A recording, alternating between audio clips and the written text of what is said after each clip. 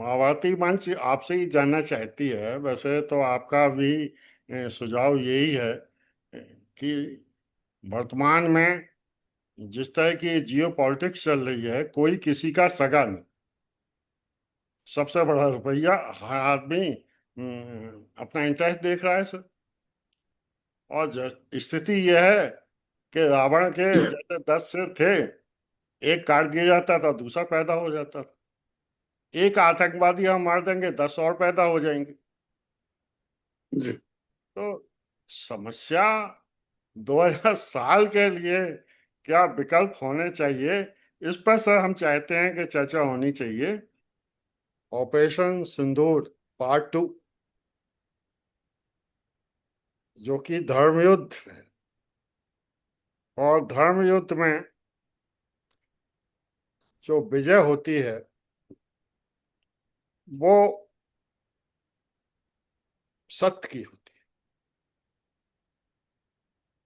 आप फौजी हैं, आप में सुभाष चंद्र बोस जैसा जज्बा है, सरदार पटेल वाला भी जज्बा है। मैं जो आपका जो आज का होस्ट है ना सर, वो गांधीवादी तो जरूर है, मगर जब चुनना होगा तो जवाहरलाल नेहरू को नहीं चुनेगा, वो सुभाष चंद्र बोस या सरदार पटेल को ही चुनेगा। सर, हमारे चैनल की विशेषता है कि सत्य बताते हैं हम, ताकि बुजुर्गों की बातें, किताबी बातें न रह जाएं।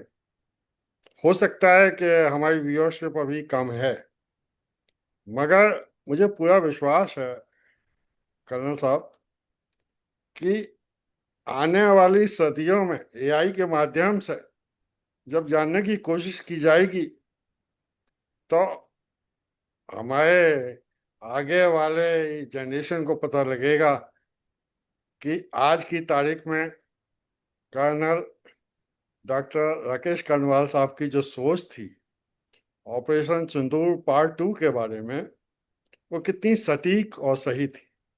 तो सर, ज़्यादा ना समय लेते हुए मैं आपसे गुजारिश करूंगा कि आप इस मुद्दे को आगे बढ़ाएं।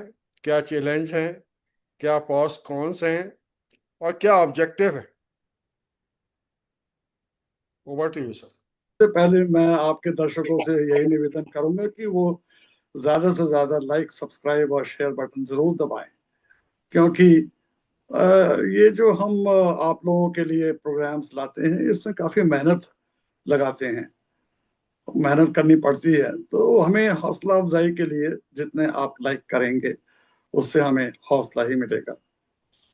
तो मेरा यही निवेदन है, और आशा है कि आपको मेरे ये पर्सनल व्यूज जो हैं ये पसंद आएंगे। और अगर आपके जो विचार हैं विभिन्न हैं, तो आपसे निवेदन है कि आप अपने विचारों को कमेंट बॉक्स में जरूर लिखें, मैं उनका जवाब अवश्य दूंगा।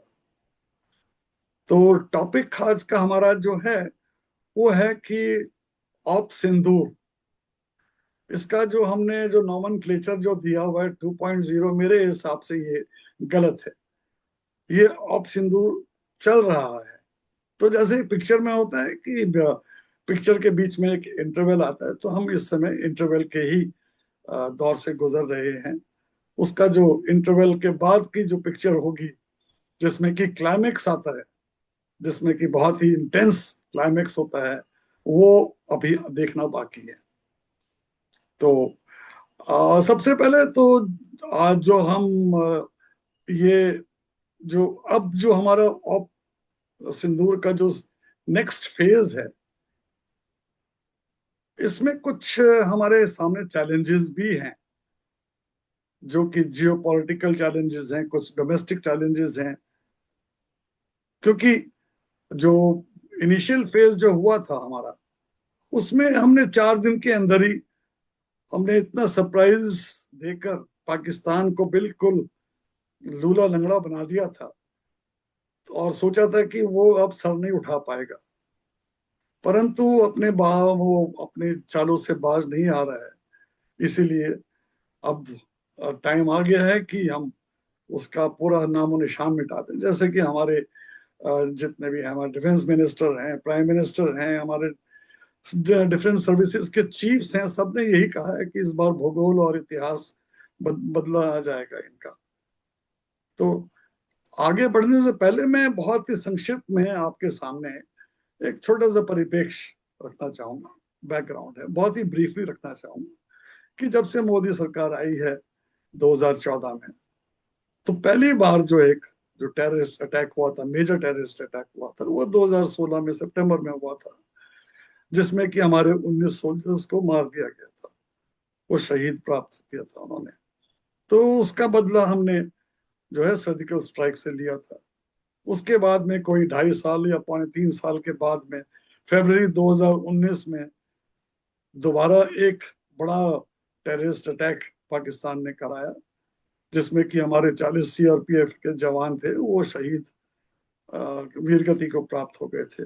और जिसका बदला हमने बालाकोट एयर स्ट्राइक से 26 फरवरी 2019 में लिया था, जिसमें कि हमने उनके टेररिस्ट कैंप्स को ध्वस्त कर दिया था।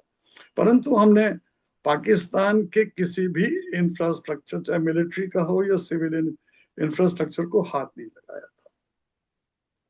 तो उसके बाद में 6 सवा 6 साल बाद पाकिस्तान ने चुपचाप बैठा रहा। पर अब 22 अप्रैल 2025 को उन्होंने पहलगांव में दोबारा से एक मेजर टेररिस्ट अटैक किया, जिसमें कि 26 हिंदू टेररिस्ट को उन्होंने धर्म के नाम पर चुन चुन के मारा है।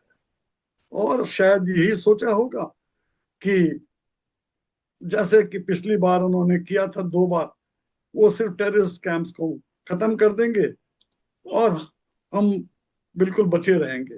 परंतु उन्होंने कभी भी सपने में भी नहीं सोचा होगा कि इस बार हमारा जो अटैक होगा, जो रिस्पांस होगा, वो इतना भयानक होगा कि उनको नानी याद आ जाएगी।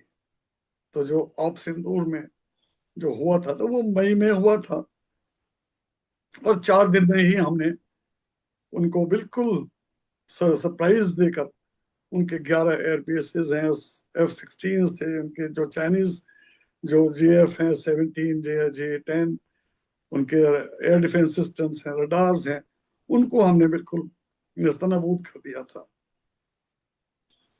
तो इस तरह से हमने ये जो सब कुछ हुआ था, ये सिर्फ 25 मिनट के आसपास के अंतर में ही हुआ था। और ये भी हम नहीं करते शायद, परंतु जब हमने उनके टेररिस्ट कैंप्स खत्म किए, उसके बाद में पाकिस्तान ने बस एक गुस्ताखी कर दी कि उन्होंने एक बहुत बड़ा हमला हमारे ऊपर किया, जिसके कि हमने पूरी तरह से माकूल जवाब दिया। पर उनको जो मेन जख्म जो मिला था, वो था नूर खान बेस और किराना हिल्स, जिनको कि हमने नेस्तनाबूद इस तरह से किया है, जहाँ पे कहा जाता है कि अमेरिकन एसेट्स थे, यानी कि न्यूक्लियर मिसाइल्स भी रखे हुए थे, और उनका कमांड सेंटर था पाकिस्तान का, जिसको कि अमेरिकन जो स्टाफ था वो ऑपरेट करता था। तो उसके बाद भी अभी तक उनको अकल नहीं आई है। और जैसा मैंने कहा कि अभी ऑपरेशन सिंदूर तो चल ही रहा है। तो इस दौरान जब से जो हमारा फर्स्ट फेज हुआ था सिंदूर, तब से हमारी फौज ने बहुत कुछ, जो जितना भी जो वॉर में हुआ था, सबका एनालाइज किया होगा अब तक। उन्होंने देखा होगा कि हमारी कमियां कहाँ थी, या कहाँ पे हम ज्यादा इम्प्रूवमेंट कर सकते हैं। और उसके बाद में चूंकि ये पहले से ही कह दिया गया था कि अभी दोबारा से हम अटैक करेंगे, तो इसीलिए हमने अपनी नई स्ट्रेटजी जरूर बनाई होगी, जिसको कि नई मिलिट्री डॉक्ट्रिन कहते हैं, और जो सेकंड फेज के लिए, और हमने अपने ऑब्जेक्टिव्स भी सेट कर लिए होंगे कि हमारे ऑब्जेक्टिव्स क्या हैं। फौज जब लड़ती है तो वो अपने ऑब्जेक्टिव्स को ही कंप्लीट करने के लिए लड़ती है, और उसी के हिसाब से अपना वो प्रिपेयर करती है।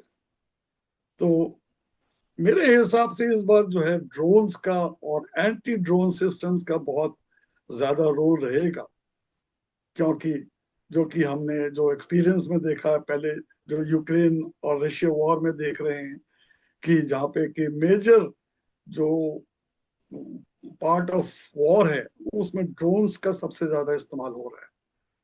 तो अब क्या होता है आगे वो तो अभी नहीं पता है। तो इसी दौरान मेरे हिसाब से तो अभी फौज है, हमारा देश जो है, उन्होंने जो एम्यूनिशन का प्रोडक्शन है, मिसाइल्स का है, drones, anti drones, air defence systems, इनका उन्होंने प्रोडक्शन बहुत जबरदस्त ज्यादा कर दिया होगा।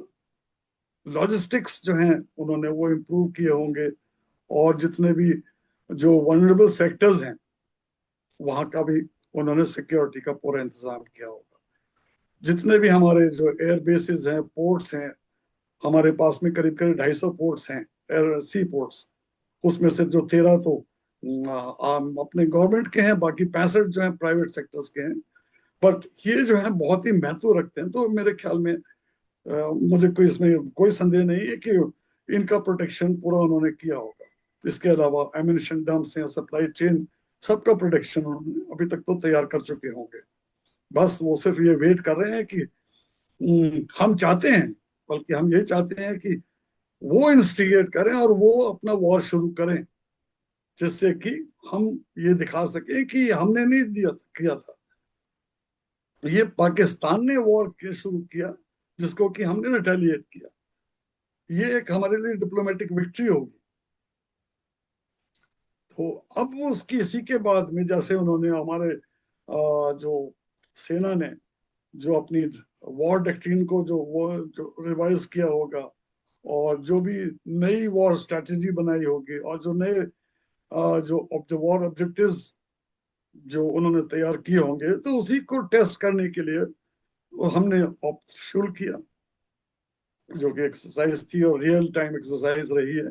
रियल एम्यूनिशन इसमें इस्तेमाल किया है। तो अब वो खत्म हो गई है, परंतु अभी तक हमें ये नहीं पता कि ट्रुप्स हमारे बॉर्डर पर ही हैं या वापस आ गए हैं। ये मैं किसी भी कहने का भी स्थिति में कहने का नहीं हूं, नहीं कह सकता हूं। तो ये सब कुछ चल रहा था। तो उसके बाद में अचानक एक ये जीपीएस स्पूफिंग शुरू हो गई, जो कि अभी नवंबर के अर्ली हफ्ते में ही शुरू हुई थी। और इस जीपीएस स्पूफिंग से काफी नुकसान हो सकता था, परंतु हमने जो भी प्रिकॉशंस लिए थे उससे हमारा कोई नुकसान नहीं हुआ। पहले दिल्ली में एयरपोर्ट पे हुआ, उसके बाद में बॉम्बे के एयरपोर्ट में हुआ, फिर कलकत्ता के एयरपोर्ट में हुआ। तो कहते तो यही है कि हो सकता है सॉरी कि ये रशिया ने कराया, सॉरी चाइना ने कराया हो, या फिर क्या नाम है, यूएसए ने किया हो, या फिर पाकिस्तान ने। पर पाकिस्तान के पास में इतनी वो टेक्नोलॉजी नहीं है कि वो इतना बड़ा वो स्पूफिंग कर सके। और कुछ रूमर्स तो ये भी है कि शायद ये इंडिया ने ही अपने जो सिस्टम है, एंटी स्पूफिंग सिस्टम को टेस्ट करने के लिए ये किया गया है। क्योंकि ये जो है कहते हैं कि अप्रैल 2025 से लेके अभी तक कोई 465 इंस्टेंसेस हो चुके हैं ये जीपीएस को स्पूफिंग के।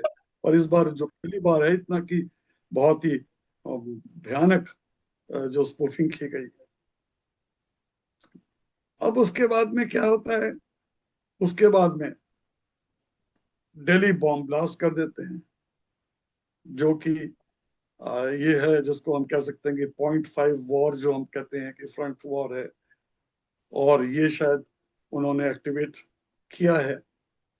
और इसमें हमें जो भी ये जो इंटेलिजेंस एजेंसीज ने देखा है, हम बहुत ही खुशकिस्मत हैं कि बहुत ही कम कैजुअलिटीज से हमने रेस्ट्रिक्ट कर दिया है, कैजुअलिटीज की सेक्रीफाइस करके।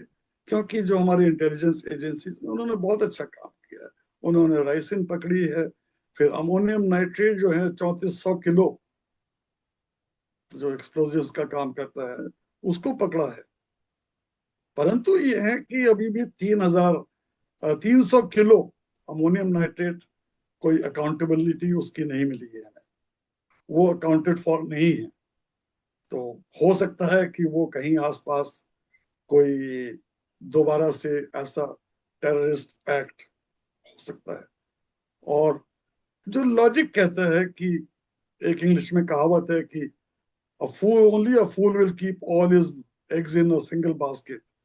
तो मेरे हिसाब से हो सकता है, मैं गलत हूं, कि उन्होंने जो अमोनियम नाइट्रेट है उसको सिर्फ फरीदाबाद में ही नहीं रखा है, कहीं और भी छुपा के रखा होगा कई जगह पर, क्योंकि उनका जो मेन एम है वो ये था कि पूरे देश में दहशत फैलाना और मैक्सिमम कैजुअलिटी, सिविलियन कैजुअलिटीज को करने के लिए। तो ये भी पॉसिबिलिटी है। तो ये हम तो सब, ये तो अपनी जितनी भी इंटेलिजेंस एजेंसीज हैं, एनआईए है, ये सब इनके पास में बहुत इंफॉर्मेशन होगी जो कि हमारे पब्लिक डोमेन में नहीं है। तो ये कहते हैं कि जो सोर्स जो था हमारा, जो अमोनियम नाइट्रेट का, वो बांग्लादेश से आया, और ये भी नेपाल के थ्रू आया था। उसके अलावा हमें ट्रेसेस मिले हैं एक और भी खतरनाक, जो है बहुत खतरनाक एक्सप्लोसिव जो है, जिसको ट्राई एसीटोन ट्राई पेरोक्साइड कहते हैं, TATP। इसके भी ट्रेसेस मिले हैं दिल्ली ब्लास्ट में। और जितने भी बहुत सारे हमने मॉड्यूल्स जो थे, टेररिस्ट मॉड्यूल्स थे, उनको बर्स्ट किया है। और ये भी हमारे देखा है कि इसमें ISI और JEM, जैश ए मोहम्मद का हाथ है। इसके अलावा जो है जितने भी फंड्स जो आए हैं हमारे पास, ये भी एस्टेब्लिश हो चुका है कि कनेक्शंस जो हैं वो कई सारी कंट्रीज के साथ में, जहां से कि इनको फंड्स मिले हैं, जिसमें कि टर्की है, सीरिया है, सऊदी अरेबिया है, कतर है, दुबई है, मलेशिया है, मालदीव, पाकिस्तान, अफगानिस्तान, इतनी सारी कंट्रीज से हमें बाद इनके कनेक्शंस पाए गए हैं इस ब्लास्ट के। और जो हैंडलर्स थे इनके, वो, उनके कनेक्शंस पाए गए हैं कि वो बांग्लादेश, दुबई, टर्की और पाकिस्तान में थे। तो इससे हमारा पूरे सबूत हमारे पास में है कि इसमें पाकिस्तान और बांग्लादेश का तो हाथ है। तो अभी हमारी intelligence agencies full proof case बनाने में लगी होगी, मुझे पक्का यकीन है इसके बारे में। तो अब हमारे सामने ये आता है कि भाई, ये GPS स्पूफिंग क्यों की है, कराई गई, जबकि ये पाकिस्तान या बांग्लादेश के हाथ में नहीं है, उनके पास में टेक्नोलॉजी नहीं है बिल्कुल भी इसके बारे में। तो क्या ये USA ने कराई या चाइना ने कराई है? उनका क्या मकसद था कराने का? क्या वो हमारे ऊपर में वॉर इंस्टिगेट करना चाहते हैं? क्या पाकिस्तान को एक मोहरा बनाकर वो दोबारा हमारे ऊपर में वॉर करना चाहते हैं? और वो इससे पहले कि वो वॉर करें, हम उसको प्रियम्प्ट करना चाहते हैं, जिससे कि उसको, पाकिस्तान को बिल्कुल हम नेस्तनाबूद कर दें। ये हमारे सामने सबसे बड़ा क्वेश्चन है कि GPS स्पूफिंग क्यों हुई। और GPS स्पूफिंग के बाद में हम, आपने सबने नोटिस किया होगा कि मुनीर ने, जो पाकिस्तान का फील्ड मार्शल है, जिसको हम फील्ड मार्शल कहते हैं, उसने बहुत ही बार बार थ्रेट्स देनी शुरू कर दी हैं और बार बार हमें, हमारे देश को उकसा रहा है। जैसे कि अभी कुछ दिन पहले जॉर्डन के राजा वहां पे पाकिस्तान में गए थे, तो उनके सामने उसने बोला था कि if India attacks we will respond like in May 2025। और जो हमें विक्ट्री मिली है वो हमें अल्लाह ने दी है। तो उन्होंने बहुत बढ़ चढ़ के वो बोल रहा था।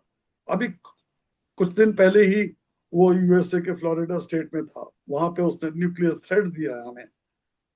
तो क्यों ये मुनीर कर रहा है, इसको समझने की जरूरत है।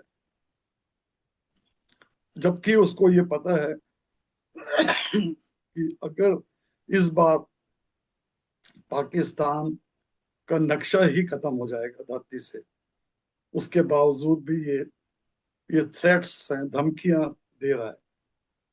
तो इससे, इन बातों से, वो जितने भी है जो हमने अभी डिस्कस किया है, तो इससे एक हमारे मन में शक पैदा है कि कहीं ये ट्रैप तो नहीं है।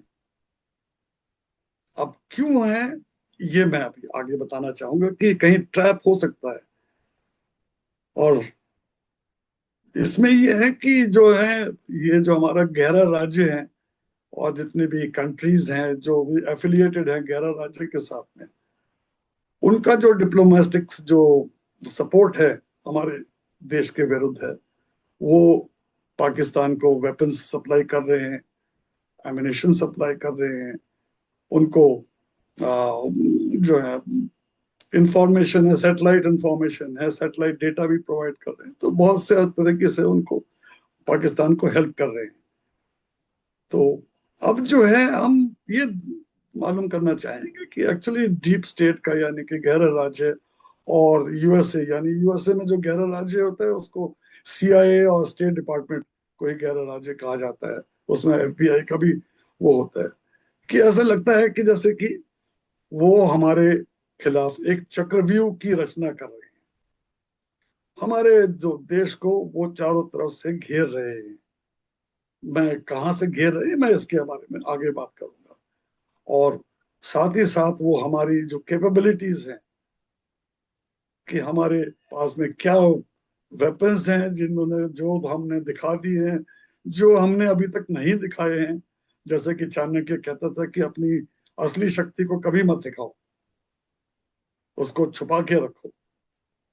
तो वो देख कोशिश कर रहे हैं, और हमारे जो सहनशीलता का भी परीक्षा ले रहे हैं, और जो वो पाकिस्तान को मोहरा बना के वो हमें इंस्टिगेट कर रहे हैं। उनका जो इरादा है यही है कि भारत को, हमारे मिलिट्रली हमें कमजोर किया जाए, हमारी इकोनॉमिक ग्रोथ को कमजोर किया जाए, और देश के अंदर ही 0.5 फ्रंट वॉर को इंस्टिगेट करके, जिससे कि पूरा सिविल वॉर एक हो जाए, वो करें। और उनका जो मेन अल्टीमेट एम है कि रिजीम चेंज करें, मोदी को हटा के अपनी एक फ्रेंडली गवर्नमेंट को इंस्टॉल किया जाए, क्योंकि उन्हें मोदी से बहुत ही दिक्कत है, जैसे कि आप सबको पता है। तो अब हम जो हैं आते हैं कि जैसे मैंने कहा था कि जो हमारे डिफरेंट कंट्रीज हैं, उनसे हमारे सामने थ्रेट्स क्या हैं और चैलेंजेस क्या हैं। तो मैं वेस्ट से शुरू करता हूँ, वेस्ट से हम चलते हैं और ईस्ट की तरफ चलते हैं। तो वेस्ट में सबसे पहले टर्की और अजरबैजान आता है। दोनों मुस्लिम कंट्रीज हैं, दोनों पाकिस्तान के अलाइज हैं, और वो दोनों के दोनों वेपन्स हैं, ड्रोन्स हैं, सप्लाई कर रहे हैं पाकिस्तान को। और ऑप सिंदूर के दौरान भी उन्होंने सप्लाई किया था। कार्गो शिप्स हैं, उनके एयरक्राफ्ट वहां पे पाकिस्तान में लैंड कर रहे हैं। उसके अंदर क्या है क्या नहीं है, पर मोस्ट लाइकली उसमें आर्म्स एंड एमिनिशन ही है। और साथ ही साथ में जो टर्की है, टर्की भी हमसे बहुत खफा है, क्योंकि जो उसने अपने अच्छे से अच्छे जो ड्रोन्स दिए थे पाकिस्तान को, उनकी जो दुर्गति हुई है, जो हमने दुर्गति की है, तो उससे जो है इंटरनेशनल रेपुटेशन टर्की की बिल्कुल खत्म हो गई है। तो इसलिए भी वो हमसे बहुत खफा है। और इसी गुस्से में उन्होंने जो हमारे 3 अपाचे जो हेलीकॉप्टर्स आ रहे थे अमेरिका से, उनको एयर स्पेस देने से मना कर दिया गया है, जिससे कि वापस गए। अब ये बात अलग है कि हमारे हफ्ते 2 हफ्ते में वो दूसरे रूट से, ऑल्टरनेट रूट से आ जाएंगे। जहां तक जॉर्डन का सवाल है, उनका भी ये मालूम चला है कि उनका जो मिलिट्री कार्गो प्लेन है, वो स्कार्दू एयरबेस पे लैंड हुए हैं, और उसमें भी आर्म्स एंड एमिनिशन काफी आए हैं। उसके बाद आता है सऊदी अरेबिया। सऊदी अरेबिया का बड़ा इंटरेस्टिंग केस है। हमारे बहुत ही अच्छे रिश्ते हैं वहां पे एमबीएस से, मोहम्मद बिन सलमान सुल्तान से। और परंतु उसके साथ ही साथ सऊदी अरेबिया के जो है, अभी रिसेंटली एक डिफेंस पैक्ट हुआ है पाकिस्तान के साथ में, जिसमें ये कहा है कि एक देश के ऊपर में हमला होगा तो उसको दूसरे देश का हमला भी माना जाएगा। तो जब हमारा पाकिस्तान से वॉर होगा, तो क्या ये सऊदी अरेबिया भी उसमें पाकिस्तान की मदद के लिए आएगा, ये अभी कहना मुश्किल है। साथ ही साथ सऊदी अरेबिया का जो है यूएसए के साथ भी एक डिफेंस पैक्ट है, जिसमें कि वेपन्स जो हैं वो दे रहा है। और हो सकता है कि यही वेपन सऊदी अरेबिया अपने पैक्ट पाकिस्तान के साथ में जो है उसके अनुसार उसी के आड़ में वो पाकिस्तान को जो ये रशिया से मिले हुए आर्म्स हैं, एमिनेशन है, वो भी पहुंचा सकता है। अभी जैसे अभी खबर आई है कि उसको F-35 भी मिल रहे हैं, जो कि उनके पास में, सऊदी अरेबिया के पास में तो कॉम्पिटेंट पायलट्स नहीं है, तो मोस्ट लाइकली ये पाकिस्तान के ही जो पायलट्स हैं उनको उड़ाएंगे। अब ये भी हमें पता है कि एक्चुअली शुरुआत तो लीबिया के जो कर्नल गद्दाफी थे, उन्होंने फंडिंग शुरू की थी पाकिस्तान न्यूक्लियर बॉम्ब बनाने के लिए, जो फाइनेंस था, पर उसमें सऊदी अरेबिया और ईरान ने भी फंडिंग की थी। तो ये जो हमारे सऊदी अरेबिया और ईरान का जो एंगल आ रहा है, तो ये भी हमें परेशान कर सकता है, और अगर करते हैं तो इसमें मुझे कोई ताज्जुब की बात नहीं होगी। और अब आते हैं बांग्लादेश के ऊपर में। अब बांग्लादेश में बहुत ही हौच पौच है। वहां पे यूनाइटेड स्टेट के बहुत इंटरेस्ट हैं, उनके स्पेशल ट्रुप्स वहां पे फोर्सेस हैं। वो उनका जो मकसद है, वो नॉर्थ ईस्टर्न, हमारे इंडियन रीजन का नॉर्थ ईस्ट रीजन को भी टेक ओवर करना चाहते हैं, जिससे कि वहां पे अपना रिलीजियस कन्वर्जन कर सके क्रिश्चियनिटी में। फिर उनका साथ ही साथ, अगर वो वहां पे अपना फुट होल्ड बना लेते हैं बांग्लादेश में, तो उनको म्यांमार में जो रेयर अर्थ मिनरल्स हैं वो भी वो कब्जा सकते हैं। उसके अलावा चाइनीज भी बहुत इंटरेस्टेड है वहां पर। एक कहा जाता है कि चाइनीज ने अभी एक रेकी की थी, इंस्पेक्शन किया था एक जो एयरफील्ड है, जो कि हमारे जो चिकन नेक के बिल्कुल पास में ही है, 5-10 किलोमीटर दूरी है। फिर दोनों यूएसए और चाइना का इंटरेस्ट सेंट मार्टिन आइलैंड भी है, दोनों का इंटरेस्ट है।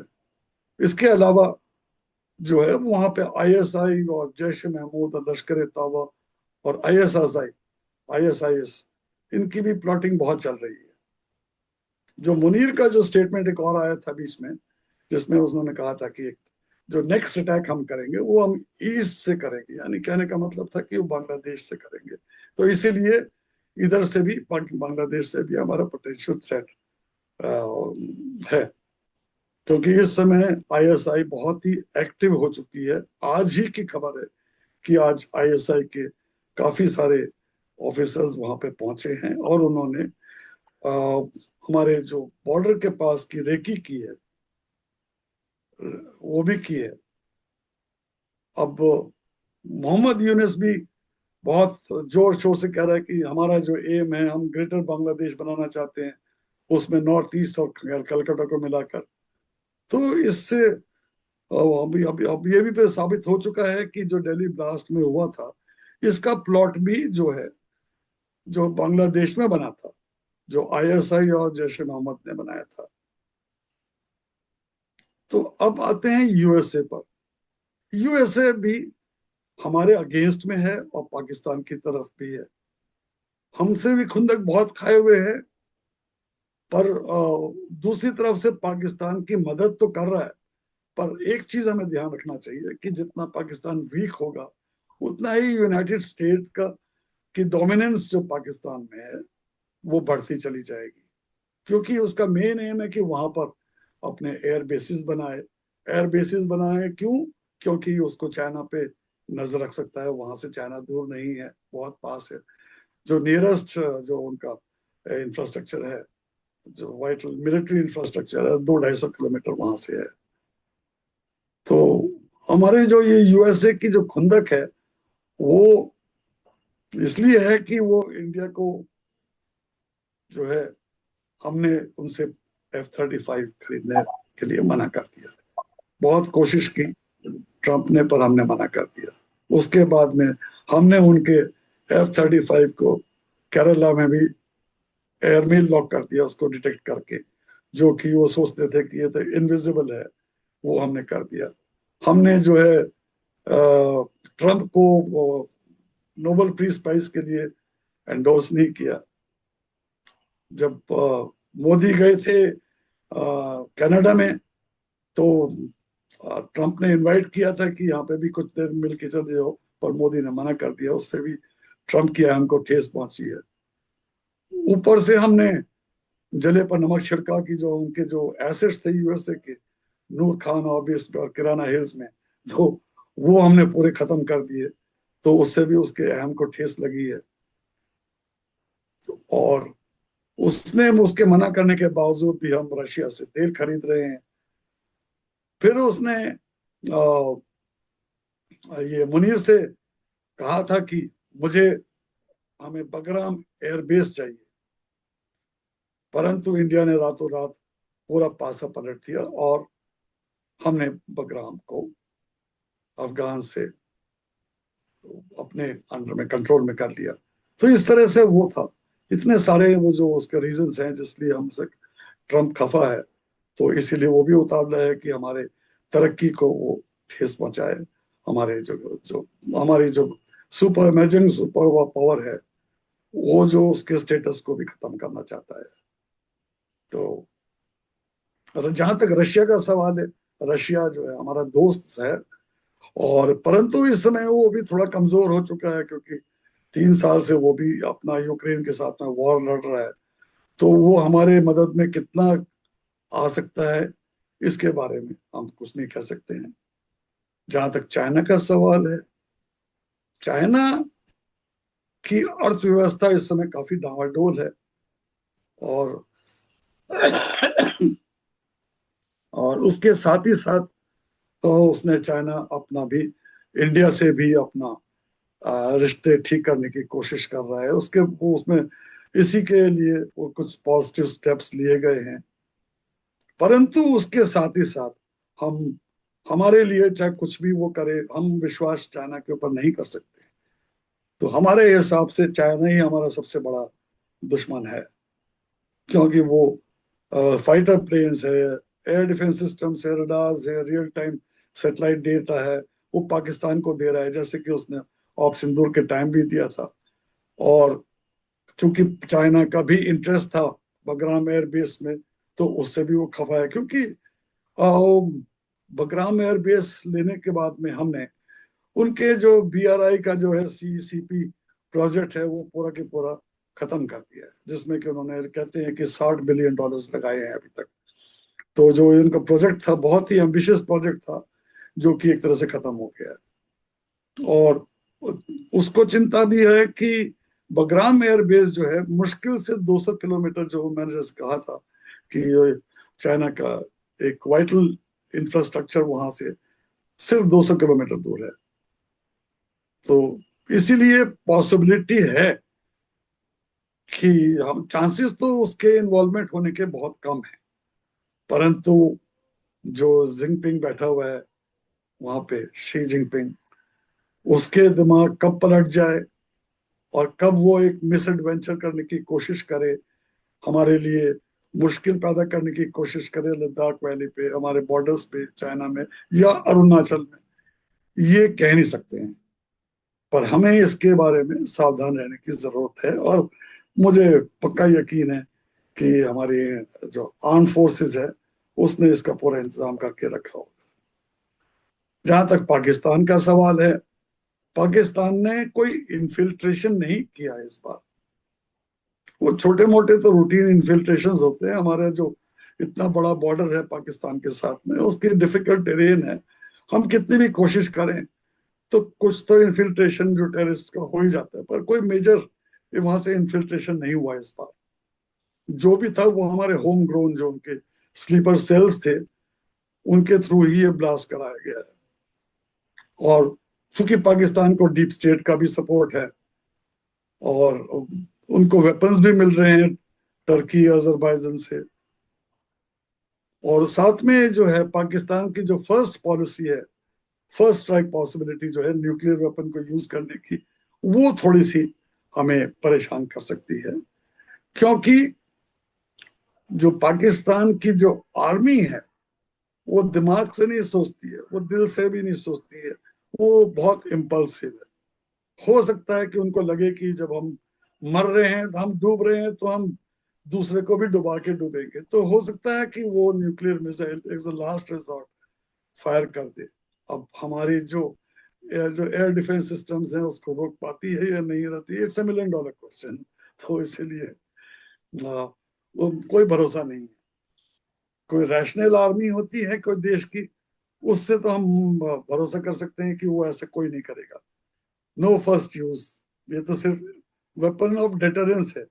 परंतु पाकिस्तान का जहां तक सवाल है, उसके लिए ये वेपन ऑफ डिटरेंस नहीं है। जब उसकी पूरी मौत आएगी तो हो सकता है कि एज अ लास्ट रिजॉर्ट वो यूज कर ले। तो अब जो है, ये मैंने आपको सब जितनी भी कंट्रीज हैं सबके बारे में बता दिया कि हमारे कौन दुश्मन है। जैसे कहा कहते हैं कि जो पॉलिटिक्स में ना तो कोई परमानेंट फ्रेंड्स होते हैं, ना कोई परमानेंट एनिमीज होते हैं। वो अपने हित सोचते हैं, और हित के हिसाब से फ्रेंड्स भी हमारे एनिमीज बन सकते हैं, और एनिमीज भी हमारे हेल्प में आ सकते हैं। तो इसीलिए हमें उसी के अकॉर्डिंगली, हमें कौन कौन सी जो चैलेंजेस हैं जिसको कि हमें टैकल करना चाहिए, इससे पहले कि हम अपना जो जो सेकेंड फेज है ऑफ सिंदूर का वो शुरू करें। तो सबसे पहले तो यही है कि हमारे डिप्लोमेटिक ऑफेंसिव, जो हमारे जो हॉस्टाइल कंट्रीज हैं, फ्रेंडली कंट्रीज हैं, उनके साथ में हम मेंटेन करें। उनको हम समझाने की कोशिश करें कि क्यों हमारे लिए ये एक इनएविटेबल हो गया है कि पाकिस्तान को ऊपर में अटैक करने के लिए। और हम तो चाहते ही हैं कि पहले पाकिस्तान हमारे ऊपर में कुछ अटैक करे, कोई एक मिसएडवेंचर दोबारा करे, कोई टेररिस्ट अटैक करे, जिससे कि हमें एक बहाना मिल जाएगा, हमारा वैलिड एक्सक्यूज होगा, जो कि हमारे पूरे वर्ल्ड के कंट्रीज को वो कन्विंस कर सकते हैं फिर हम। तो अब ये है कि एक तो ये हमारे जो डिप्लोमेटिक इनिशिएटिव्स लेने के लिए एक्टिव मोड पे होना चाहिए। उसके बाद में जो जीपीएस स्पूफिंग मेजर्स हमको बहुत टॉप प्रायोरिटी देनी चाहिए, क्योंकि अभी तक हमें नहीं पता कि ये जो जीपीएफ स्पूफिंग किसने की थी। जहां तक ख्याल है कि 99% चांसेस है आइदर यूएसए या चाइना। तो अगर इन्होंने युद्ध में अपना जो है ना बिहाइंड द स्क्रीन से उन्होंने जीपीएस स्पूफिंग की युद्ध के दौरान, तो वो हमें बहुत मुश्किल में डाल सकता है, और हमारे कैजुअलिटीज हैं, सिविलियन कैजुअलिटीज हैं, और इकोनॉमिक जो वो है वो बहुत उसको आघात पहुंच सकता है। तो ये मेरे हिसाब से तो हमारे गवर्नमेंट ने ये जो एंटी स्पूफिंग मेजर्स पूरे अपनी तरफ से तो पूरे ले चुके होंगे। अब जो सेकंड आता है कि जो हमारा बॉम्ब ब्लास्ट हुआ है, जो कि मैं मानता हूं कि ये .5 वॉर के बारे में जो हमेशा बात की जाती है, ये वही था, उसी को इनिशिएट, ये कह सकते हैं कि इनिशिएशन का फर्स्ट स्टेप था। लकीली ये हमने अबॉर्ट कर दिया है, परंतु आगे क्या हो सकता है, और कहाँ पे छुपा हुआ है, और कितने मॉड्यूल्स हैं जो इस समय अंडरग्राउंड हैं, वो क्या कितना एक्टिव हैं, वो क्या कर सकते हैं आगे, इसके बारे में कहना बहुत मुश्किल है। पर जब तक इनको हम जो मॉड्यूल्स को बर्स्ट ना कर लें, जब तक हमें ये ना लगे कि हमने इनको अंडर कंट्रोल कर लिया है, तब तक तो शायद ऑप सिंदूर को नहीं करना चाहिए हमें, सेकेंड पार्ट को। तो ये साथ ही साथ जो कि मैंने अभी तक कितने सारे चैलेंजेस बताए हैं, जो कंट्रीज बताए हैं, जो कि वेपन्स सप्लाई कर रहे हैं पाकिस्तान को, चारों तरफ से वेपन्स हैं, सोफिस्टिकेटेड वेपन्स हैं, एयरक्राफ्ट भी मिल रहे होंगे, एयर डिफेंस सिस्टम्स मिल रहे होंगे, रडार्स मिल रहे होंगे। पाकिस्तान भी इस बार काफी तैयारी कर रहा होगा। तो इसीलिए मुझे लगता है कि इस बार हमें एक लंबे युद्ध के लिए तैयारी करनी होगी। हमें ये मान के चलना होगा कि एक लंबा युद्ध होगा इस बार। कम बैक कर्नल साहब, प्लीज प्रोसीड। जी हाँ जी, हाँ ओके। तो जैसा मैं कह रहा था कि जो भी इस समय जियो पॉलिटिकल सिचुएशन चल रही है, और लास्ट टाइम तो Pakistan was taken by surprise, इसीलिए हमने बहुत जल्दी अपने ऑब्जेक्टिव्स को मीट कर लिया था। पर इस बार पाकिस्तान की भी पूरी तैयारी है, उसके साथ में काफी सारे देश हैं, ये यूएसए है, जितने भी मुस्लिम कंट्रीज हैं, चाइना है, सबने उसके जितने भी वेपन्स वगैरह हैं वो सब रिप्लेनिश कर दिए होंगे। तो इसीलिए इस बार मेरे हिसाब से जरा सा वॉर लंबा खिंच सकता है। अब कितना खिंच सकता है ये मैं नहीं कह सकता हूँ। क्या ये दोबारा हमारा जो बांग्लादेश है उसमें अगर हम ड्रॉ होते हैं तो क्या ये दूसरा यूक्रेन बन सकता है? ये भी एक रिमोट पॉसिबिलिटी है।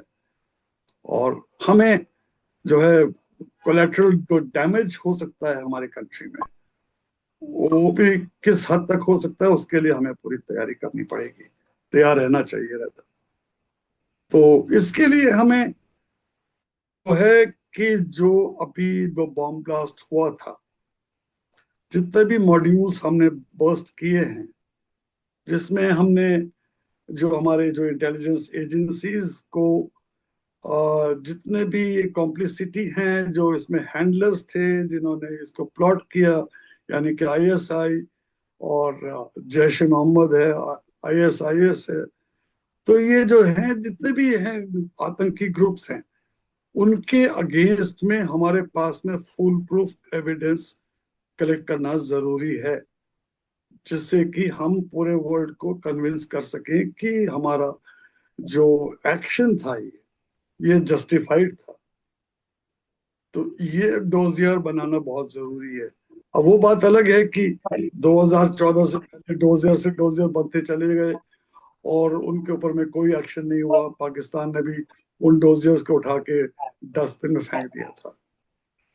साथ ही साथ इस बार जो है अगर हम सोशल मीडिया पे जाके देखें और पब्लिक में, जो जनरल जनरल पब्लिक में इतना जोश नजर नहीं आ रहा है। उनका सिर्फ एक ही क्वेरी है कि ये जो पार्ट 2 है ये कब शुरू होगा, पर उनके अंदर इतना जोश नहीं नजर आ रहा है जो कि ऑप सिंदूर के फर्स्ट पार्ट के बाद में आया था।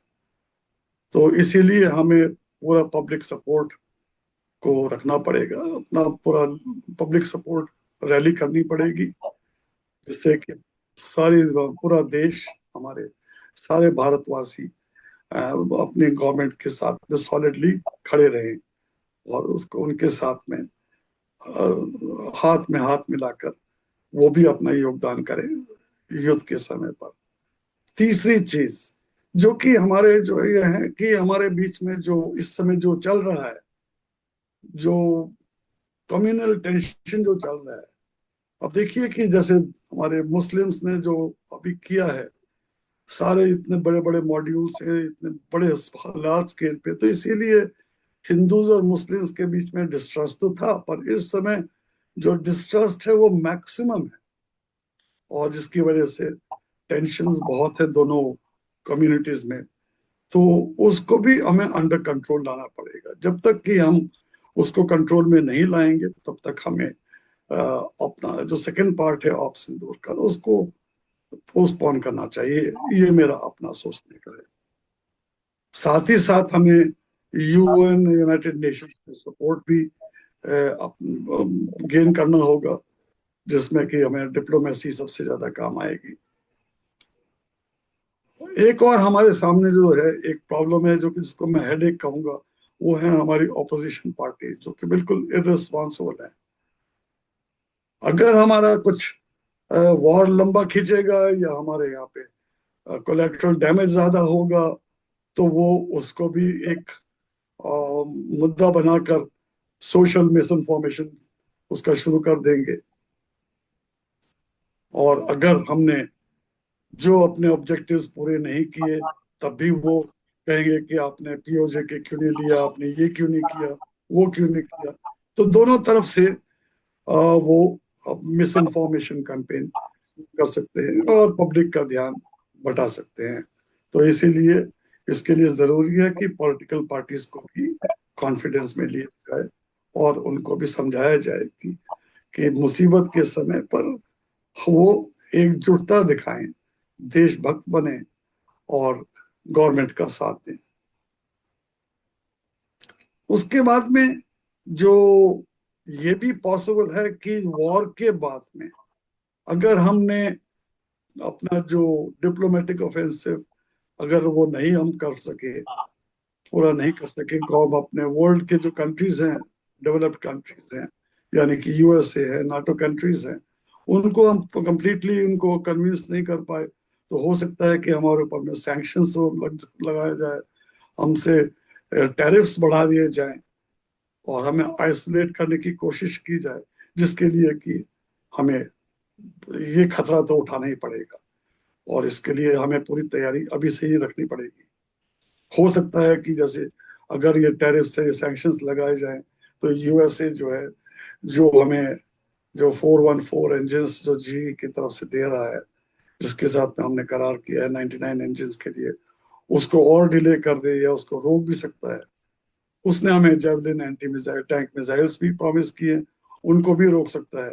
हालांकि हमारा 10 साल का उनके साथ में अभी रिसेंटली एक डिफेंस पैक्ट हुआ है, परंतु ट्रम्प की बात तक कोई भरोसा नहीं कर सकता है, और जो कि अपनी एक कही हुई बात को वो 2 मिनट के बाद में बदल जाता है। तो इसीलिए इन सब के जो इवेंचुअलिटीज के लिए हमें पूरी तरह से तैयार रहना चाहिए। अब आते हैं कि हमारे आर्म फोर्स ऑप्शंस क्या हैं, हमारे पॉसिबल ऑब्जेक्टिव्स क्या हैं। पहले तो आते हैं बांग्लादेश के ऊपर में, जहां पर ये पूरी साजिश रची गई है और आईएसआई का उसमें एक्टिव रोल है, पर्टिकुलरली जैश ए मोहम्मद का रोल है। तो उसके साथ में हमें क्या करना चाहिए, हमारे ऑब्जेक्टिव्स क्या क्या हो सकते हैं। तो पहला जो ऑब्जेक्टिव है, जो कि सबसे ज्यादा जरूरी है और जो कि 75 साल से हम उसके लिए वेट कर रहे थे, जो हमारा सबसे वनरेबल पॉइंट है, वो है चिकन नेक। तो उस चिकन नेक को वाइडन करना हमारा शायद एक ऑब्जेक्टिव इस बार रहेगा। कुछ कह रहे हैं, लोग कहते हैं, कुछ हमारे जो मैंने कुछ आर्मी के ऑफिसर्स हैं उनसे भी मैंने बातें की हैं, तो वो कह रहे हैं कि शायद हम जो इस समय जो चिकन नेक है 22 किलोमीटर का है, उसको शायद हम 80 किलोमीटर तक ले सकते हैं। परंतु जो हम ये जो बांग्लादेश की जो जमीन हम कब्जाएंगे, उसके भी बहुत सारे रिपोर्टेशंस हैं। अब रिपोर्टेशंस क्या हैं, यूएसए और चाइना के इंटरेस्ट्स हार्म होते हैं उसमें, तो वो भी उसमें टांग अड़ाने की कोशिश करेंगे। उससे ज्यादा जरूरी है कि जो भी हम टेरिटरी उनसे लेंगे, उसकी जो पॉपुलेशन है वो कहाँ जाएगी, उस पॉपुलेशन से ही डील करना हमें बहुत मुश्किल पड़ेगा, क्योंकि उनकी तो एलिजियंस तो अपने ही देश के साथ होगी।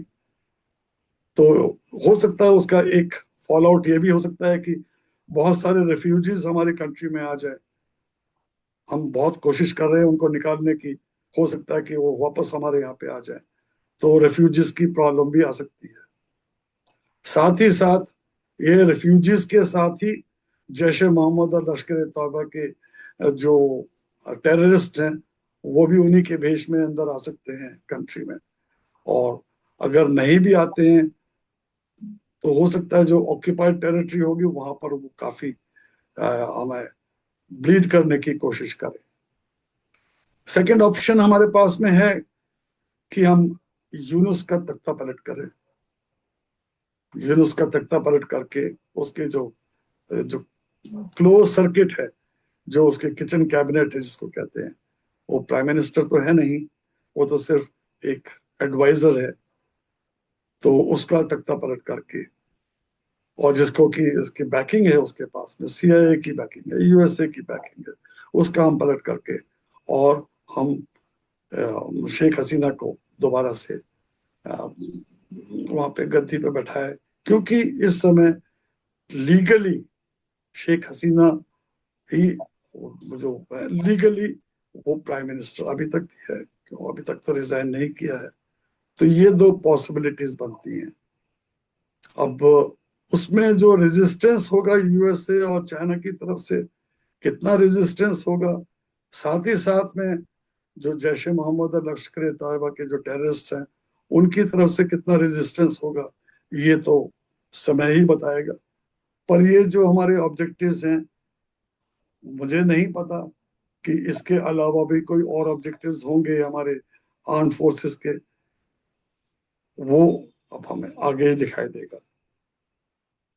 अब पाकिस्तान में क्या हमारे ऑब्जेक्टिव्स क्या है, अब देखिए कि हमारे पास में पाकिस्तान के साथ में जो हमारे जो इक्वेशंस हैं इस समय, वो है कि पाकिस्तान एक तरह से चारों तरफ से घिरा हुआ है अपने दुश्मनों से। इंडिया तो है ही साउथ में, पाकिस्तान के नॉर्थ में अफगानिस्तान है। अफगानिस्तान शुरू से यही कहता है कि वो ड्यूरेंट लाइन नहीं मानता है, और वो तो इस्लामाबाद तक की टेरिटरी को क्लेम करता है। तो हो सकता है कि इस युद्ध का फायदा उठाते हुए अफगानिस्तान भी पाकिस्तान के ऊपर में हमला कर दे, और वो भी पाकिस्तान का काफी बड़ा हिस्सा अपने कंट्रोल में ले आए। दूसरा तरफ देखेंगे, अगर हम वेस्ट में देखें, बलूचिस्तान है। बलूचिस्तान इंडिपेंडेंस के लिए लड़ाई लड़ रहा है, तो वो हमारा फ्रेंडली कंट्री, एक तरह से फ्रेंडली स्टेट है, जो कि हमारी हर हालत में मदद करेगा, क्योंकि हम हमारे एक्शन से बलूचिस्तान को इंडिपेंडेंस मिलने में बहुत आसानी हो। तो पाकिस्तान को ये सेकंड फ्रंट है। तीसरा फ्रंट ये भी है कि जो पॉसिबिलिटी है कि हम सिंध को भी अपने साथ में मिला लें। आज ही हमारे डिफेंस मिनिस्टर ने ये एक स्टेटमेंट दिया है, जो कि बहुत ही बोल्ड स्टेटमेंट है, कि हो सकता है कि सिंध हमारा पार्ट हो जाए। ये भी एक आज का जो स्टेटमेंट दिया है। अब आ जाए हम ईस्ट की तरफ। ईस्ट में उनका जो वो है, पाकिस्तान ऑक्यूपाइड कश्मीर है, वहां भी ये लिबरेशन के लिए लड़ाई चल रही है। तो चारों तरफ से ये 4-5 फ्रंट्स हैं जहां पे पाकिस्तान की जो लिमिटेड आर्मी है उनको लड़ना पड़ेगा। तो अब इसमें से हमारे ऑब्जेक्टिव्स क्या होंगे? क्या हम कराची पोर्ट को लेंगे साथ में, क्योंकि कराची पोर्ट जो है सिंध और बलूचिस्तान में के दोनों के बाउंड्री के पास में है, बेसिकली सिंध में है। तो हम उनको बिल्कुल लॉक कर सकते हैं अगर हम कराची पोर्ट को अभी टेक ओवर कर लें, साथ में सिंध को भी टेक ओवर कर लें। तो सिंध और अफगानिस्तान के बीच में बेसिकली सिर्फ बलूचिस्तान है। अगर बलूचिस्तान सिंध को ले लेते हैं तो हमारा बलूचिस्तान से हमें बिल्कुल डायरेक्ट एक रूट मिल जाएगा अफगानिस्तान के लिए। तो इस तरह से हम डायरेक्टली अफगानिस्तान के कांटेक्ट में हो जाएंगे, और हम जो हमारा जो लॉन्ग टर्म ऑब्जेक्टिव है कि हम अफगानिस्तान को डेवलप करें, हम अपनी ट्रुप्स की प्रेजेंस भी वहां पे बढ़ाएं, और उनके साथ में बायलैटरल कोऑपरेशन करें। तो ये सबसे ज्यादा अहम है। और ट्रेड जो है वो ट्रेड काफी बढ़ जाएगा, जिसके कि हम बहुत इच्छुक हैं। अब जहां तक पीओजे का सवाल है, क्या हम उसको लिबरेट करना चाहेंगे? ये $1 मिलियन क्वेश्चन है। हमारे हर नागरिक चाहता है कि हम पीओजे को हम इस बार लिबरेट कर लें और मिला लें, परंतु मेरा कुछ सोचना अलग है। मैं शायद गलत भी हो सकता हूं कि हमें पीओजे के चाहिए, पर पीओजे के में रहने वाले लोग नहीं चाहिए। उन लोगों की मैं बात कर रहा हूं जिनको कि पाकिस्तान ने वहां पे बसाया हुआ है, जो कि स्पेशली वहां पे रिटायर्ड ऑफिसर्स हैं, सर्विंग ऑफिसर्स हैं, जो भी बैटल कैजुअलिटीज है, उनको उन्होंने वहां पे लैंड फ्री देकर उन्होंने वहां पे बैठाया हुआ है, उन्होंने सेटल किया कर दिया गया। वहीं पर ही सारे के सारे जितने भी टेररिस्ट हैं, जो उनके टेररिस्ट कैंप्स हैं, सारे के सारे पीओजे के में ही हैं। तो कल ऐसा ना हो कि हमें लेने के देने पड़ जाए, हमें वहां से कुछ मिलेगा तो है नहीं, और एक हेडेक हमारे ऊपर में एक्स्ट्रा हो जाएगा। साथ ही साथ अब मुस्लिम्स का क्या भरोसा, आज वो कह रहे हैं कि हम मैं भारत से मिलना चाहते हैं, हम भारत का देश का हिस्सा बनना चाहते हैं। कल वो कश्मीर वाली, और कश्मीर जो हमारे पास में है, उस कश्मीर के साथ में लोगों के साथ में मिलके दोनों हमारे लिए कहीं मुसीबत ना खड़ा कर दें। तो सबसे बड़ा ये थ्रेट हमारे ऊपर में है। तो अब इसके जो प्रॉज एंड कॉन्स हैं वो तो गवर्नमेंट और हमारे आर्म फोर्सेस ही एनालाइज करके उसके ऊपर में डिसीजन लेंगे। ये इसके ऊपर मैं और कुछ नहीं कह सकता हूँ। तो बाकी जो है, हम उनके न्यूक्लियर साइट्स हैं, फैसिलिटीज हैं, जो न्यूक्लियर आर्सेनल है, उनके पूरे एयरफोर्स को है, उनके रडार्स हैं, उनके ऊपर में तो हम करेंगे ही करेंगे।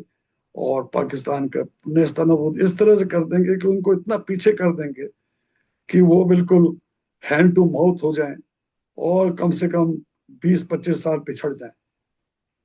उनको 20-25 साल लग जाएंगे कि आज की स्टेट पे दोबारा आने के लिए, और दोबारा वो हिंदुस्तान की तरफ देखने की हिम्मत ना करें। हो सकता है कि पाकिस्तान के और डिसइंटीग्रेशन हो, टुकड़े हों, और समय पर पूरा पाकिस्तानी हमारे साथ में दोबारा से मर्ज हो जाए, इसका मैं नहीं कह सकता हूँ। अब लास्टली जो हर भारतीय के और देशभक्त जो है उसके मन में सवाल है कि ये ऑप सिंदूर कब होगा, जो सेकंड पार्ट है। इसका तो शायद किसी को नहीं पता, सिर्फ मोदी जी को ही पता है। जितने भी गैसेस हो रहे हैं पूरे सोशल मीडिया पे, सब लोग गैस कर रहे हैं कि बस कल हो जाएगा, नेक्स्ट वीक हो जाएगा, 6 सितंबर के दिसंबर के बाद होगा, या कुछ महीने में होगा। तो ये सब गैसेस चल रहे हैं, पर लास्ट जो कॉल है या सिर्फ मोदी जी को पता है। हो सकता है कि इंडियन आर्मी जो कि पूरी की तैयार बैठी हुई है, आर्म फोर्सेस हैं, तीनों फोर्सेस जो ब्रांचेस हैं हमारे, आर्मी, एयरफोर्स और नेवी, तीनों बिल्कुल तैयार बैठे हुए हैं। नेवी तो सबसे ज्यादा तैयार बैठी हुई है, क्योंकि उनको बहुत खुंदक हो रही है। उनको सबसे बड़ी शिकायत है कि 2 बार मोदी जी ने हमारे मुंह से, शेर के मुंह से निवाला छीन लिया है। इस बार हम निवाला खा के देंगे। इस बार हमें भी मौका दें कि हम भी अपना योगदान दें। तो हो सकता है, इसीलिए मैंने कहा है कि शायद हम कराची पोर्ट को डिस्ट्रॉय कर लें, उसको टेक ओवर कर लें, और पाकिस्तान को सिर्फ लैंड लॉक कर लें। उसका एक ही पोर्ट है, उसको भी हम ले लें, साथ में सिंध भी ले लें। और सिंध ले लेंगे तो बलूचिस्तान भी ऑटोमेटिकली लिबरेट हो जाएगा, क्योंकि बेसिकली मेजॉरिटी जो है सिंध है, जो है पाकिस्तान यानी पंजाब और बलूचिस्तान के बीच में है। तो इसीलिए दोनों के बीच में बफर जोन बन जाएगा और बलूचिस्तान आराम से लिबरेट भी हो सकता है। तो अब जो है, जो मेरा जो ख्याल है, जो मेरा अपना विचार है कि शायद अभी इसमें ऑप सिंदूर के सेकंड पार्ट में थोड़ा सा टाइम लगेगा। उसके कुछ रीजंस है, जैसे मैंने पहले कहा था कि अभी हमारे या सोशल मीडिया पे या कहीं भी गवर्नमेंट की तरफ से कोई भी खबर नहीं है कि हमने ये anti spoofing system full proof कर दिया है या नहीं कर दिया है। पहली बात तो ये है। दूसरी बात कि ये जो हमारा जो 0.5 वॉर का जो फ्रंट है हमारे इंटरनल सिक्योरिटी में, ये सिर्फ सिक्योरिटी फोर्सेस और गवर्नमेंट ही जानती है कि उन्होंने किस हद तक उसको सप्रेस कर दिया है या नष्ट कर दिया है। क्या वो शॉर्ट पीरियड में दोबारा से खड़े हो सकते हैं, या वो जो जितने भी मॉड्यूल्स हैं जो कि इस समय अंडरग्राउंड है, क्या उन्होंने भी पूरी तैयारी करके रखी होगी। कितने मॉड्यूल्स हैं, कहाँ कहाँ पर हैं, ये अभी तक हमें नहीं पता है। अब सिक्योरिटी फोर्सेस ही को ही पता होगा। अगर उन्होंने सबके बारे में मालूम कर लिया है और पूरे सब अंडर कंट्रोल होगा, उसी के बाद होगा। अब चूंकि टाइम बहुत कम रह गया है कि अब पुतिन साहब भी हमारे 5 और 6 दिसंबर को यहाँ पर आ रहे हैं, तो वॉर के दौरान आना उनका जरा सा मुनासिब नहीं रहेगा। तो हो सकता है 6 दिसंबर के बाद ही पॉसिबल हो। तो एक और भी वो एक खबर उड़ रही है कि शायद ट्रम्प साहब भी 10 दिसंबर के आसपास आ सकते हैं। ये खबर अभी इसकी पुष्टि नहीं हुई है, तो अब नहीं पता। पर इस समय टाइम आइडियल है, क्योंकि पूरे हमारी जितनी फसलें हैं कट चुकी हैं, खेत वीरान पड़े हुए हैं, तो इसीलिए कोई लॉस नहीं होगा। हो सकता है कि ये भी पॉसिबल है कि इस समय बॉर्डर एरियाज में जो पॉपुलेशन बैठी हुई है हमारी, जो जो बैठे हुए हैं, उनके लिए बंकर्स की तैयारी हो रही होगी। अगर जब तक वो पूरी तैयारी ना हो, उनको वहां से इवैक्यूएट करना कराया जाए, तब तक नहीं करेंगे, नहीं तो कैजुअलिटीज बहुत ज्यादा हो सकती हैं। तो निष्कर्ष तो यही निकलता है कि सिर्फ मोदी जी और उनके अलावा शायद आर्म फोर्सेस को भी नहीं पता होगा कि कब करना है। मोदी जी एक शॉर्ट नोटिस पे देंगे और उसी समय शुरू हो जाएगा। कब होगा, ये we will keep our fingers crossed. But मेरी जो शुभकामना है कि इस बार हमारे जो आर्म फोर्सेस के तीनों विंग्स हैं मिलकर इस बार पाकिस्तान को भूगोल और भौगोलिक उसका और हिस्टोरिकल आइडेंटिटी को पूरा खत्म कर दें, जिससे कि वो 25-30 साल तक अपना सर उठाने की हिम्मत भी ना कर सके। सर उठाने की तो दूर की बात है, आंखें भी ना उठा सके हमारी तरफ। तो इसी के साथ मैं अपने वाणी को विराम देता हूँ। और जितने भी व्यूअर्स हैं उनसे रिक्वेस्ट है कि आप अपने विचार दें कि आप मेरे साथ सहमत हैं या नहीं हैं। और अगर उन्हें कोई क्वेरीज हैं वो भी लिख कर भेजें, तो मेरा ये प्रॉमिस है कि मैं सबके जवाब में अगले पॉडकास्ट में जरूर दूंगा। Thank you. Over to you mister Sinha. Thank you very much, Colonel Dr. Rakesh Kanwasa, for your detailed analysis, your recommendations, and your perceptions. Mahabharti मंच के सब व्यूअर्स भी काफी कुछ आपके विचारों से सहमत हैं, और चिंतन ये है, और हमारे मित्रों की सर एडवाइस ये है, कितनी सही है कितनी गलत है इस पर आप भी करिएगा, क्योंकि ये थोड़ा सा रैपिड फायर क्वेश्चंस आपसे पूछेंगे। आप जी उसका शॉर्ट यस नो में आज जवाब देंगे तो ज़्यादा अच्छा होगा। एक तो सर हमारे मित्र कहते हैं कि सबसे बड़ा रुपया। अब डीप स्टेट जी को भी क्या चाहिए, पैसा ही तो चाहिए ना।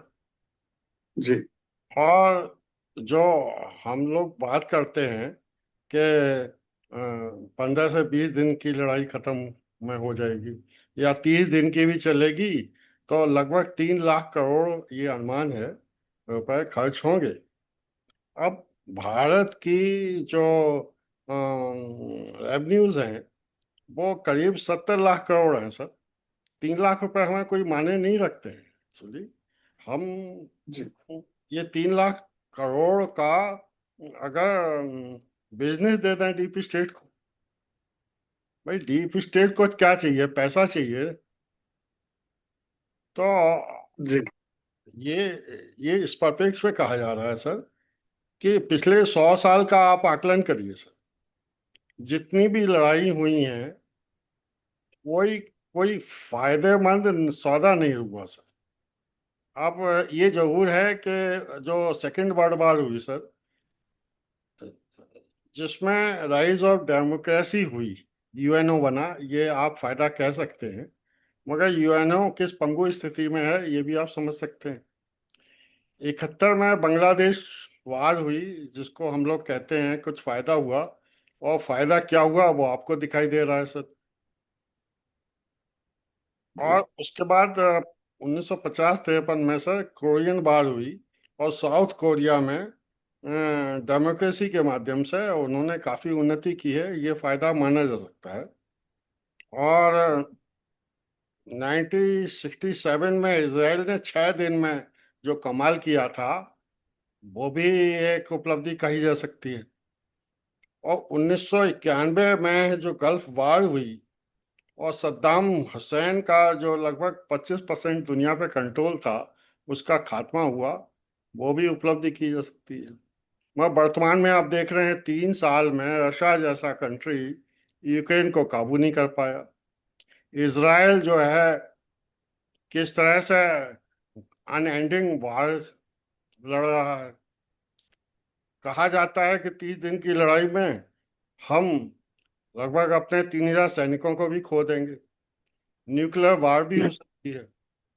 समस्या यह है कि हमारे जो भारत देश है उसकी अंदरूनी समस्याओं की वजह से ही पाकिस्तान बना, उसी की वजह से आपका बांग्लादेश बना सर। और अफगानिस्तान भले ही आपका साथ दे दे, बालूच आपका भले ही साथ दे दे, सिंध आपका साथ दे दे, मगर जो ये तकलीफ लॉन्ग टर्म देंगे उसका निदान सोचने की आवश्यकता है सर। ये 25-30 साल के सोल्यूशन की जरूरत नहीं है, हमें 250 या 2,000 सालों की व्यवस्था करनी है। तो 2,000 सालों के लिए क्या व्यवस्था की जाए? अब नामो जी। निशान मिटाना तो इतना आसान नहीं है। आप ताकत के बल पे, हमारे व्यूअर्स का सर मत ये है कि आप इतना अपने को जीडीपी नंबर 1 बना सकें या परचेज कर सकें डीप स्टेट को, या ये जो टेररिस्ट हैं उनको मारने के लिए आपके पास इतना पैसा हो, इंटेलिजेंस हो, इसकी संभावना ज्यादा दिखाई देती है सर। और जो हमारे दर्शकों ने जो बिंदु उठाए हैं और जो मैंने आपसे थोड़ी चर्चा की है इस बारे में, उसके सापेक्ष सर कंक्लूडिंग रिमार्क देते हुए मैं चाहूंगा कि सभा का समापन। Over to you. सर, आपने बात की थी सबसे पहले कि धर्म युद्ध के बारे में।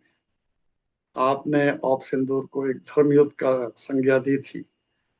तो धर्म युद्ध में सच्चाई की जो जीत होती है, पर सच्चाई की जीत भी कोई बिल्कुल ही आसान नहीं होती है। उसके लिए काफी सेक्रीफाइसेस करने पड़ते हैं। हो सकता है कि हमारा काफी नुकसान हो, परंतु हमारा इतना बड़ा देश है, हमारे पास में 140 करोड़ की जनसंख्या है, और जो हमारे यूथ है, यूथ की संख्या बहुत ज्यादा है। तो हम थोड़ा सा पीछे जरूर हो जाएंगे, और हो सकता है कि हमारी आर्थिक जो उन्नति है उसमें 2% कम भी हो सकता है। तो अभी 6, 6.5 है, 7% चल रही है, उस समय से 5% भी हो सकती है, 4% भी हो सकती है, पर ये एक टेम्पररी फेज होगा। वो कहते हैं कि चाहे कितना भी नुकसान हो जाए, पर मैं अपने देशवासियों का नुकसान नहीं होने दूंगा, उन रोटी पर लात नहीं मारने दूंगा। तो इसीलिए कोई डीप स्टेट से वो समझौता नहीं करेंगे कि भाई तुम इतना पैसा ले लो या हम। वो जो डिमांड्स हैं डीप स्टेट का, मतलब हम ये मानते हैं कि यूएसए उसके जो है, और साथ ही साथ में जो स्टेट कमांड, वो चाहते हैं कि उनकी जेनेटिकली मॉडिफाइड हम सोयाबीन भी ले लें उनसे, उनके जो डेयरी फार्म्स प्रोडक्ट भी ले लें उनसे, हम कॉर्न भी ले लें। तो ये तो पॉसिबल नहीं है, क्योंकि ये तो एक सुसाइड, पॉलिटिकल सुसाइड होगा, और हमारे लॉन्ग टर्म में हमारे देश में उसका बहुत नुकसान हो जाएगा। तो मेरे ख्याल से हमें कोई भी समझौता नहीं करना चाहिए डीप स्टेट के साथ में। आखिर डीप स्टेट की भी कोई एक लिमिट होती है। हमारे भी फ्रेंड्स हैं, डीप स्टेट में भी डिफरेंसेस चल रहे हैं। कुछ हैं जो कि हमारे प्रो इंडिया भी हैं, कुछ अगेंस्ट इंडिया हैं, और डीप स्टेट के अंदर भी अपनी उनकी हैं, उनको भी लॉस चल रहे हैं। वो यूएसए को नहीं संभाल पा रहे, क्योंकि वॉर, नो बार्गेनिंग वहां तक होती है कि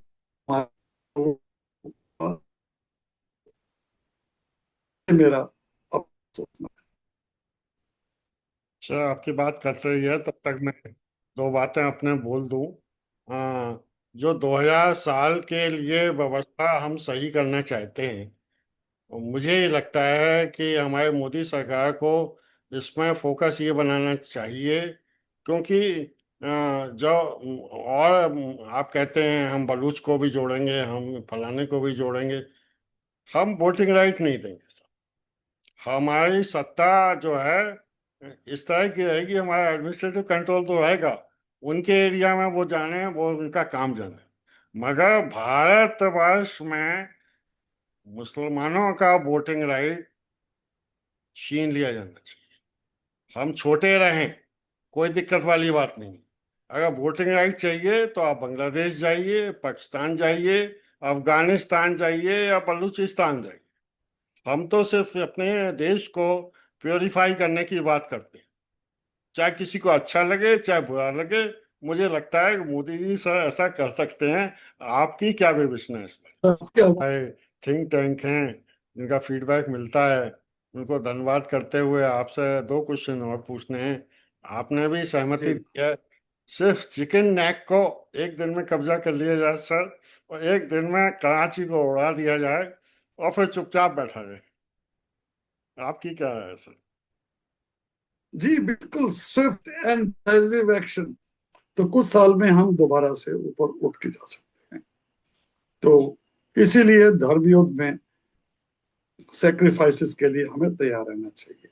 दूसरी बात, हमारे जो प्रेजेंट डिस्पेंसेशन है, जो गवर्नमेंट में है, मोदी जी और जो पूरी बीजेपी है, वो पक्के सनातनी हैं। वो पूरा धर्म युद्ध में पूरा विश्वास करते हैं।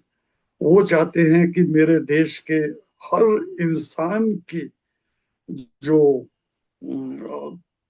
उनकी देखभाल की जाए, उनके हित के बारे में काम किया जाए। तो इसके लिए जो है, अब वो कुछ भी करने को तैयार है। हम जो युद्ध है और 2000 साल के लिए बल्कि हमेशा के लिए ये सॉल्यूशन चाहते हैं, इस पर सर आप सोच चिंतन मंथन करिए। अगली बार हम चाहते हैं कि इस बिंदु पर जरूर चर्चा होनी चाहिए, क्योंकि आप तो बस डॉक्टर भी जी। हैं और फौजी भी हैं, आप इलाज निकाल सकते हैं sir. Thank you very much. जी, महाभारती मंच की यही कामना है सर। जय हिंद, थैंक यू जी। जय श्री राम। जय हिंद, जय भारत।